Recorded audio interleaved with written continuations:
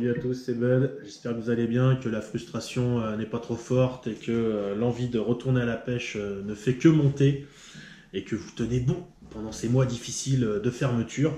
Pour ma part, tout va bien. La pêche n'est pas fermée, pourtant je n'y vais pas. J'ai pas mal profité là pour aller skier et apprendre à skier au Salgosse. Euh, Comme je l'ai annoncé à certains, comme certains l'ont vu sur mes posts Instagram ou sur mon dernier post YouTube, je pars en vacances. Je pars en vacances loin, au chaud et sur une destination où je suis déjà allé à la pêche. Et du coup, vu que j'y suis allé pêcher là-bas, eh ben, j'ai pas visité le pays. Pourtant, j'avais vraiment kiffé l'ambiance, les paysages. Et je m'étais dit que c'était vraiment un pays que j'avais envie de visiter avec femme et enfants. Et donc là, c'est parti. On est mardi soir. La vidéo sort, vous la regardez, on est mercredi. Et vendredi matin, on sera tous dans l'avion, destination la chaleur et des eaux normalement plutôt bien pourvues en espèces de poissons exotiques. Donc là, je vous dis pas tout de suite où on va, parce que j'aime bien garder un peu le suspense, même s'il y en a certains qui ont été mis dans la confidence. Mais voilà, je vais sur une destination où il n'y a pas forcément les poissons les plus gros de la Terre, mais par contre il y a une super variété. Enfin, il y a énormément d'espèces différentes représentées sur les côtes. Donc je vais profiter du voyage pour pêcher un peu quand même, hein, parce que bon, ce serait dommage de partir là-bas et puis de voir de l'eau tout le temps et de ne pas pouvoir y lancer un leurre. Donc j'ai préparé mon matériel, j'ai rentré du matériel, ça fait des mois que je prépare ce voyage parce que c'est voilà, c'est pas mon terrain de prédilection. Pêcheur d'eau douce, partir en mer, même si je connais un peu la destination parce que j'y suis allé une fois, je peux pas non plus dire que j'ai fait des pêches de dingue et que j'y ai comment dire acquis une expérience incroyable. Donc j'ai essayé de synthétiser un peu les informations que je pouvais trouver sur les forums, les conseils qu'on a pu me donner, ce que j'ai pu moi comprendre quand j'y suis allé, et de faire une sélection de matériel et de l'heure qui, j'espère, va couvrir toutes les possibilités de pêche que je vais rencontrer. Donc la pêche, ça va être principalement du bord et aussi des sorties en bateau. Des sorties en bateau qui feront, je pense, une demi-journée, donc pas non plus des sorties hyper longues au large, ce sera de la pêche côtière. Principalement de la pêche au lancer. Si ça ne veut pas donner, eh ben on fera de la traîne. Je me suis équipé cette année pour pouvoir traîner. Donc voilà, donc on va commencer. Je vais vous présenter un peu les familles de leurres que je vais utiliser et puis ensuite les cannes et les moulinets qui me serviront un peu à attraper ces poissons. Donc la première destination où je vais me rendre, il y a des snooks. Et moi, c'est un poisson qui me fait rêver. Me demandez pas pourquoi. En fait, je trouve que c'est juste un joli poisson. Et du coup, j'ai envie d'en attraper un parce que je les trouve beaux. Et je me suis un peu renseigné sur la pêche du snook. Donc c'est vrai qu'apparemment, c'est un poisson qui se pêche très bien en leurre souple. Pas que, on est d'accord. Mais voilà, moi, c'est vrai que quand je pense pêche exo, et c'est ce que j'avais fait la première fois, je ne prends que du leurre dur. Puis là, je me suis dit quand même, on va prendre quelques leurres souples pour voir justement si on peut en piquer un avec ces techniques-là. Donc j'ai rentré le petit River to Sea Rig Walker. Donc l'intérêt du Rig Walker, c'est que il est petit, donc c'est plutôt pas mal parce que souvent ces poissons vont privilégier des petites proies. Et par contre, il fait 20 grammes, donc il va super bien se lancer. Je pense que c'est intéressant d'avoir un leurre de ce type-là. Et j'ai rentré, enfin, ça fait super longtemps que je les ai rentrés, que je les avais en stock. C'est les Live Target Lures, donc là c'est une imitation de mulet, avec un armement plus que sérieux. Et je pense que ça aussi, ça a bien fonctionné, parce qu'apparemment les snooks adorent manger du mulet. Donc je me suis dit, ça traîne dans les tiroirs depuis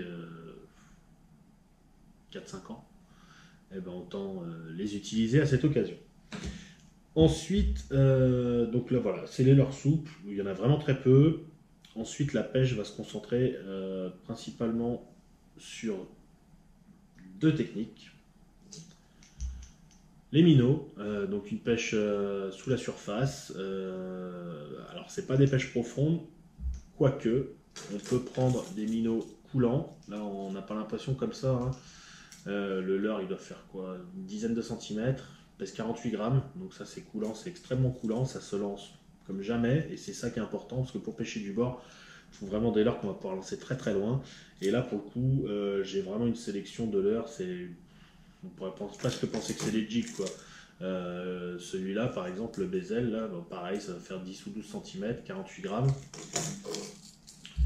Celui-là, je crois qu'il fait 9 cm ou un tout petit peu plus, il doit faire une cinquantaine de grammes. Et j'ai comme ça des leurres qui vont jusque 75 grammes. Donc voilà le modèle qui fait 75 grammes. Donc, vous voyez, c'est pas des gros leurres, hein. On ne parlera pas de big bait, parce que bon, ça fait 12 cm, donc c'est pas un big bait. Pourtant, ça fait 75 grammes. Quand on écoute les pêcheurs, 75 grammes, c'est dans la catégorie big bait. Non, là, c'est juste des leurres qui se lancent super bien. Alors, c'est des leurres qui sont souvent recommandés pour les thons sur chasse. Moi, je les utilise du bord comme en bateau. C'est des leurres qui m'ont rapporté des carangues, des bonites, des petits thons. Ça prend petit fiche à gogo. Donc voilà, du coup, j'ai toute une palette de minots. J'en ai des grands. Là, on est sur un Keten de chez Tackle House, qui est vraiment une marque référence dans le milieu des pêches exotiques. De la même manière que j'ai rentré des petits minots comme ça de chez Yozuri dans des couleurs diverses et variées. Alors les minots pour moi c'est vraiment indispensable pour ces pêches-là parce que bah, voilà, sur les côtes où je vais, il y a beaucoup de boules de petits poissons et le minot pour moi c'est vraiment l'outil idéal pour ces pêches-là. Ensuite, autre leurre qui fonctionne super bien dans ces situations-là, c'est les casting jigs. Donc on a différentes formes. Là c'est une forme on va dire type slow parce que justement il a un profil plutôt écrasé et trapu. Donc quand on va l'animer ça va plutôt être des animations un peu lentes. A contrario là on va avoir un casting jig un peu plus speed dans l'animation. Parce que justement celui-là il a une forme plus effilée donc il va supporter comme celui-ci des animations un peu plus énergiques. Alors celui-là il a un triple parce que c'est un casting jig. Si c'est un jig que vous utilisez en vertical, faut pas mettre de triple, enfin sauf si vous voulez accrocher le rocher quoi.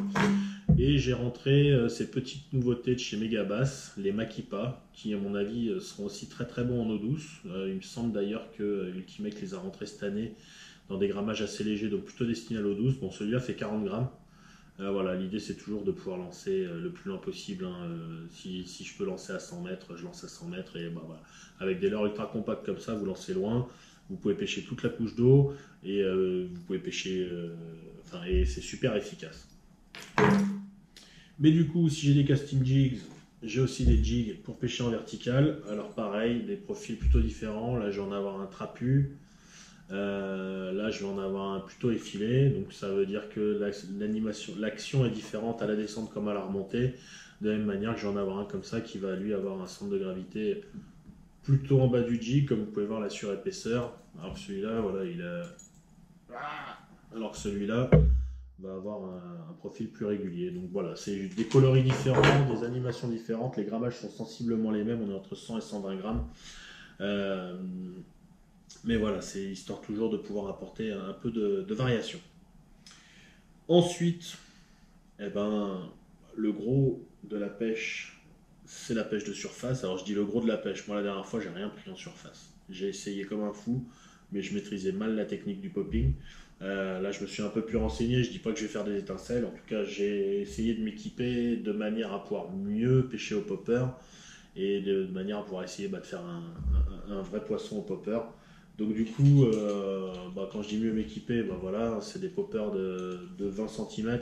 Alors j'ai pas que des poppers de 20 cm, là je vous en montre un gros parce que je trouve ça marrant, c'est un peu fou quand on est pêcheurs d'eau douce comme nous de voir des trucs comme ça. Et voilà, j'en ai en 13 cm, en 16 cm, en 20 cm. Après j'ai des poppers à petite bouche comme ça, comme les feeds de chez Tackle House. Pareil, ça se fait dans plein de tailles. Là je dois avoir 3 tailles différentes sur cela. Parce que c'est pareil, des fois le gros popper va fonctionner, des fois ça va être un petit popper. De ce que j'ai compris, les poissons, voilà, l'activité peut être super variable en fonction de la taille du popper que vous utilisez et en fonction aussi de la forme de la bouche et du type de pop que vous allez avoir. Donc là pareil, on va retrouver un popper assez trapu, mais voilà, qui va avoir plutôt une bouche assez petite, mais encore plutôt trapu, donc encore une variation. Et le Saltiga Dorado de chez Daiwa, qui lui se rapproche assez du Tackle House, mais qui est somme toute assez différent, assez léger. Celui-là, j'espère bien qu'il va me faire un fiche parce que je le trouve vraiment cool.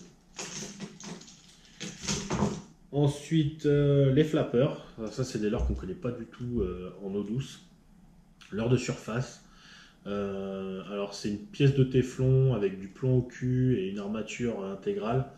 Vous avez juste un hameçon qui traîne derrière. Alors moi, je l'ai laissé traîner loin derrière. Il y en a qui préfèrent faire des assises plus courts. Moi, j'ai voulu un assiste long.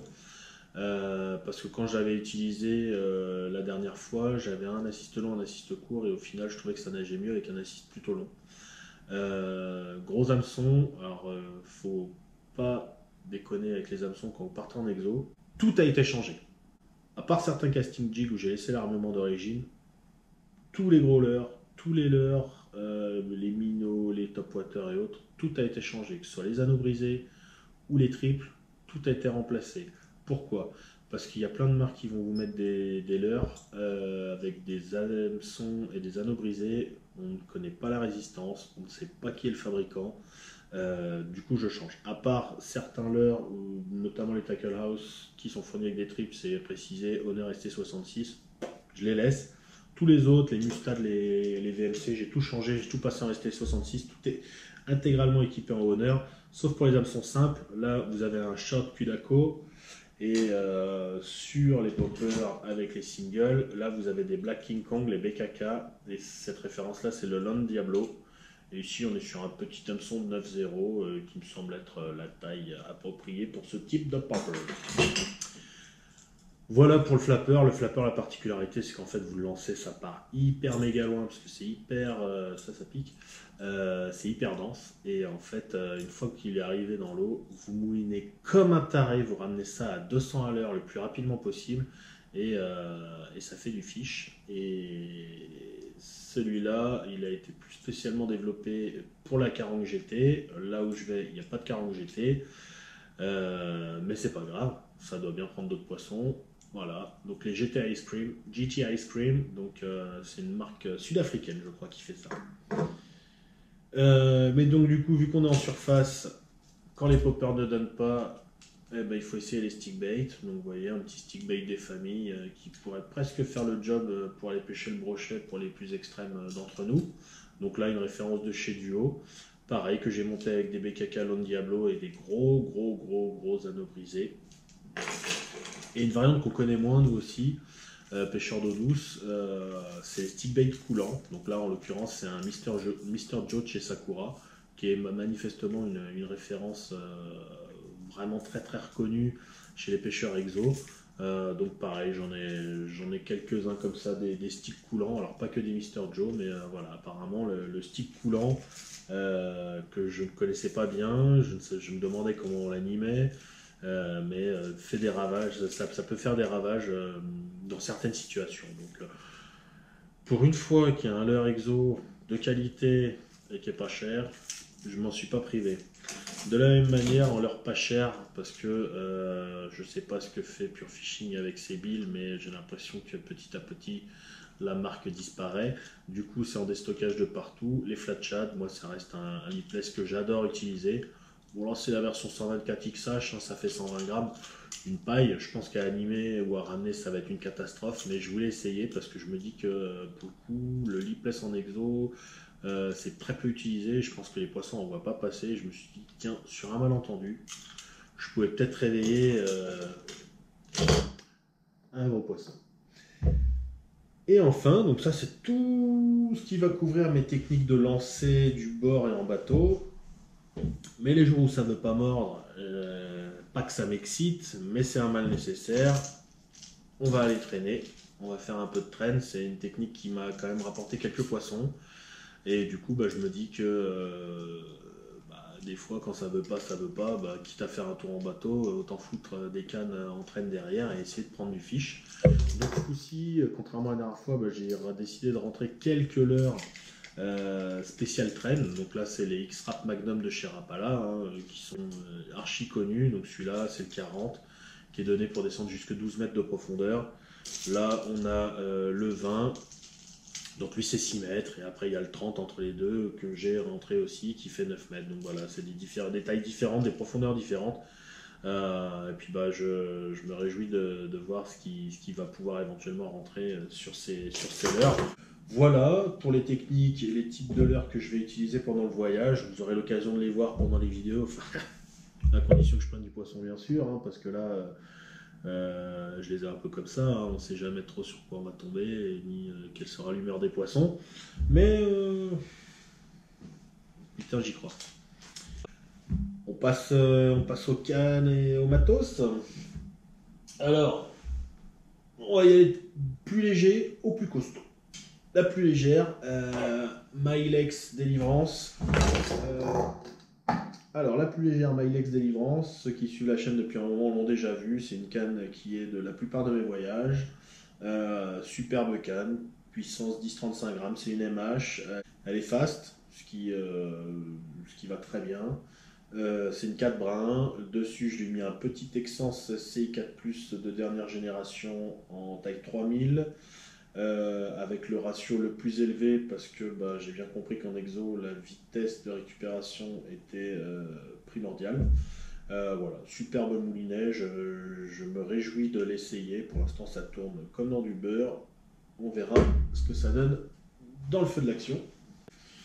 Alors ensuite reçu tout fraîchement une canne de traîne en 3 brins.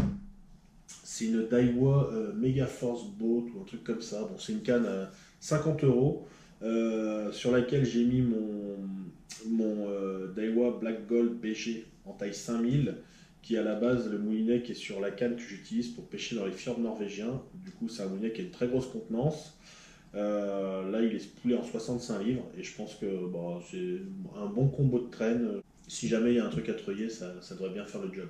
Ensuite, celle par qui tout est arrivé. Donc c'est cette canne-là qui m'a accompagné lors de mon premier voyage de pêche exotique. Donc là, on est sur une canne Smith Faraway. Alors c'est une canne 3 brins, puissance 40 grammes, 110 grammes, donnée pour 30 livres de puissance, parce que quand on parle de canne en mer, on parle de puissance de ligne pour vraiment savoir quel type de poisson elle peut affronter.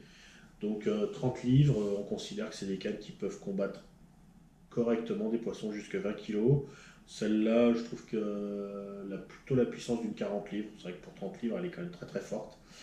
Dessus, j'ai mis un Twin Power 5000 qui, je trouve, lui va à merveille. Ça avait vraiment très très bien fonctionné la dernière fois. Et dessus, j'ai monté de la tresse Varivas SMP. J'ai mis un PE3. Donc voilà, c'est à l'essai. C'est la tresse la plus haut de gamme de chez Varivas, marque dans laquelle j'ai une grande confiance, donc je me suis dit il faut que j'essaye la SMP pour voir ce qu'elle donne et bah du coup ce sera pendant ce voyage. Et enfin le cadeau du Père Noël. Je parle de la canne, donc là on est sur une Daiwa Saltiga Air Portable, c'est la 85 XH, donc c'est une canne qui peut lancer jusque 120 grammes, donc elle est sur la même plage de puissance que la Smith. Sauf que celle-là, en fait, c'est une 60 livres. Enfin, elle est donnée PE6-8, donc techniquement c'est une 60, 80, mais bon. Ceux qui l'ont essayé ont confirmé que c'était une canne de 60 livres. Ce qui me semblait être un bon compromis pour justement pêcher avec les gros poppers, les gros stick bait. Je voulais avoir une canne qui soit plus puissante, mais c'est vrai que je vais pas sur une destination à GT ou à Kubera géante. Enfin, en tout cas, c'est pas ça que je vise. Donc je voulais pas une canne de 80 ou 100 livres qui serait clairement surdimensionnée par rapport au gros de la pêche que je vais pratiquer. De la même manière que j'ai pas d'ensemble jigging parce que c'est une technique que je maîtrise pas et que je sais que là-bas les mecs avec qui je vais sortir maîtrisent pas les spots de jig, donc ça sert à rien d'emmener 50 kg de jig. Voilà, des jigs, des jigs pour pêcher en vertical, j'en ai 5 et je sais que grosso merdo ça sera largement suffisant. Sur cette superbe canne Daiwa, donc qui fait 8 pieds 5 pouces, hein, donc ça c'est vraiment l'objectif, c'était de pouvoir patater super loin, notamment du bord. Donc dessus, du coup, je lui ai mis un petit Shimano Twin Power de taille 14000, un moulinet de carpiste, oui oui messieurs dames. Non, plus sérieusement, c'est un moulinet qui a une contenance de 300 mètres, comme le 5000, sauf que là du coup je suis sur un PE5, toujours en SMP de chez Varivas. Parce que j'ai voulu faire le test à fond. Donc voilà, elle a été spoulée récemment. Et j'espère que je ne serai pas déçu de cette tresse vu l'investissement que ça représente, parce que c'est quand même des tresses qui sont hyper chères. petit aiguille et bon tuyau pour finir la vidéo, parce que il y a beaucoup d'utilisateurs de cannes multibrin, notamment de cannes de brin. Et je pense qu'il y a très peu d'utilisateurs de poids. De quoi? Ouais, de poids. POIX pour ceux qui chercheraient sur internet. C'est quoi? Bah, c'est du stick à lèvres en fait. Enfin non, j'exagère. C'est un genre de cire ou moi ça ressemble assez à ce que j'utilisais à l'époque où je faisais du tir à l'arc pour mettre sur la corde de l'arc pour s'assurer qu'elle reste en bon état. En fait, c'est ce que vous mettez sur les emmanchements des cannes. Donc par exemple ici on a un emmanchement. J'en mets un petit peu. À quoi ça sert? Deux choses. Ça sert soit déjà à pouvoir déboîter les éléments facilement, ça évite qu'ils se coincent.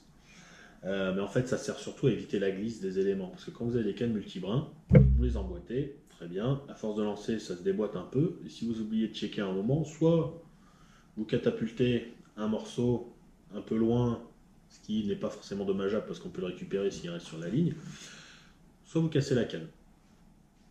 Exemple tout bête, hein, ça se déboîte un peu, on n'a pas fait gaffe, on a un poisson, on fait BAM, canne cassée, terminé, merci, bonsoir.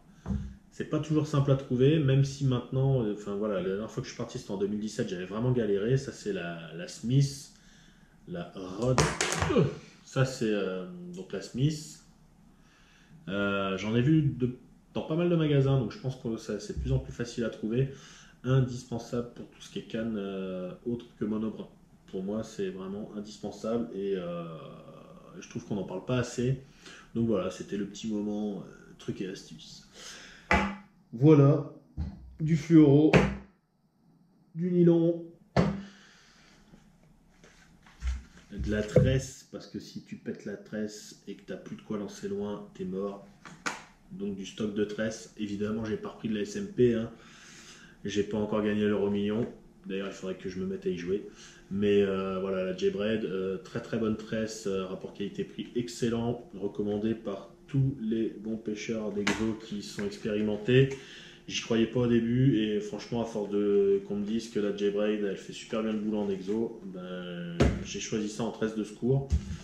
Et puis si on trouve des poissons qui ont décidé d'embarquer tous les leurs, et ben j'ai pris un peu de bas de ligne acier. Ou alors je sais pas, peut-être qu'à un moment on va tomber sur un requin qui sera joueur et donc voilà, j'ai du bas de ligne acier en 65 livres, même s'il faudra pas que le requin soit gros, on va pas se mentir. Et voilà, j'en peux plus, il va falloir que j'essaye de dormir maintenant pour arriver là-bas en forme, parce que bon, ça va faire 6 mois que je prépare le voyage, vous vous doutez bien que là, j'en peux plus. Voilà, donc pour ceux qui veulent suivre le voyage en direct, ça se passera sur Instagram. Pour les autres, bah, ce sera à mon retour que je ferai, j'espère, de belles vidéos. Quand je dis j'espère, c'est que bah, j'espère qu'il y aura des belles choses à vous montrer, quoi, parce que je ne vais pas vous montrer des cocotiers, du sable fin et du soleil si j'ai pas de poisson au bout, quoi. Mais voilà, si ça vous dit, vous me suivez sur Insta, je vous mettrai des belles photos de nature dans un premier temps et dans un deuxième temps, des énormes poissons que j'aurai attrapés, j'espère. Allez, je vous dis à très bientôt, portez-vous bien et achetez pas trop de matériel de pêche, hein. Faites pas comme moi. Ciao. Falling down the panel, recall. Raindrops falling on my head like a flashback. Guns in the rose, axle and slashback. Wet checks, BMI's ass.